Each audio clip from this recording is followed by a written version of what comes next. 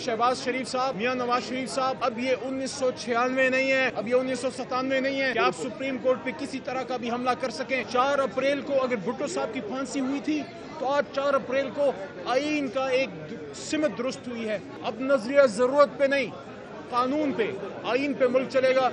मैं सलाम पेश करता हूँ उन सब लोगों को जो इस मुश्किल घड़ी में अपनी सुप्रीम कोर्ट के साथ खड़े हुए। ये काला कोट खड़ा हुआ, वकील ने साबित किया, कल जिस तरह पूरे पाकिस्तान से वकला आए और सुप्रीम कोर्ट के बाहर हिफाजत करते रहे अपने आईन की, अपने जज साहिबान की। मैसेज बड़ा क्लियर था कि शहबाज शरीफ साहब, मियां नवाज शरीफ साहब, अब ये 1996 नहीं है, अब ये 1997 नहीं है कि आप सुप्रीम कोर्ट पे किसी तरह का भी हमला कर सकें, या जिस्मानी तौर पे या पार्लियामेंट की आड़ लेके, जिस तरह पार्लियामेंट में आपने सुप्रीम कोर्ट के चीफ जस्टिस और हमारी सुप्रीम कोर्ट के इख्तियारात कम करने की नाकाम कोशिश आपने की। जिस तरह की हर्जा सराई हुई, अल अमान अल हफीज, जिस तरह पिछले 2-1 हफ्तों से सुप्रीम कोर्ट के जजों के नाम ले लेकर जलसों में हर्जा सराई की गई, माजी में ऐसा हमने नहीं देखा, माजी में ऐसा नहीं हुआ। मैं तो समझता हूँ कि जितना धौंस, धांधली, धमकी, हर्जा सराई, लालच और जोर ज़बरदस्ती करने की और एक प्रेशर डालने की एक रवायत को उन्होंने एक नई रूह उसमें बख्शी।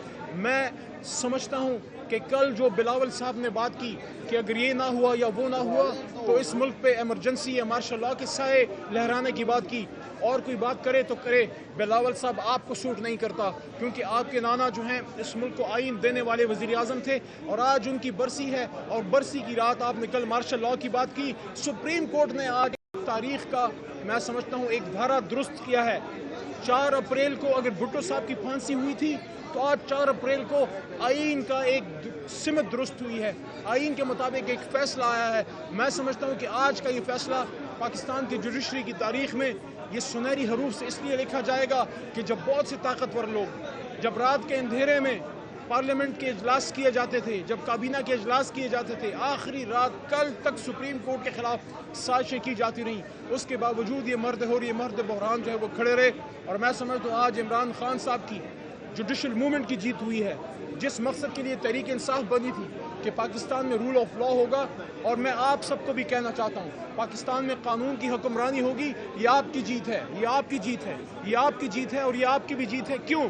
इसलिए कि कानून की हुक्मरानी होगी तो बड़े बड़े प्राडो और बड़े बड़े लैंड क्रूजर और डालों वाले जिनके पास बंदूकें होती हैं, बड़े बड़े सियासी ज़ोमा लीडरान, वो लोग जो लोगों को डराते हैं, धमकाते हैं, उनका जिस तरह माँ के आगोश में बच्चा पनाह लेता है, इसी तरह गरीब आदमी, एक लिखारी, एक कलम का मजदूर, एक शरीफ आदमी जिसका कोई नहीं होता, वो अल्लाह के बाद अदालत के अहाते में आके पनाह लेता है। तो आज उन लोगों की जीत हुई है जो कानून की तरफ अपने हकूक़ के तहफ़्फ़ुज़ के लिए देखते हैं। आखिर में एक बार फिर मैं ये समझता हूँ कि आज पाकिस्तान के लिए बड़ा एक अहम दिन है।